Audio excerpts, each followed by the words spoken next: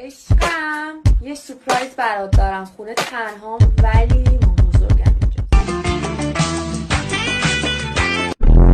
عشقم یه جمله من بگو قلبم بلرزه. من میخوام زنت بشم. نه اینطوری حروم زاده.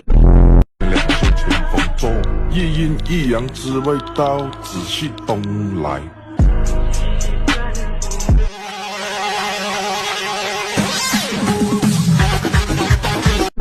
الو عزیزم، آره دیدمه. آره دیگه این پسر قد کوتاهی چاقالوه. چجوری منو شناختی؟ دیگه تو رو اگر نشناسم شانس گوه خودمو که میشناسم.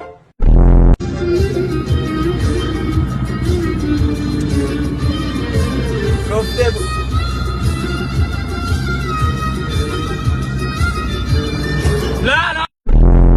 به خبری که همکنون به دست ما رسید توجه فرمایید. دونالد ترامپ در حسینیه کاخ سفید خود را نوکر آقای خامنه‌ای خطاب کرده و گفت از این به بعد تصمیم‌های ما در راستای سیاست‌های ایران خواهد بود.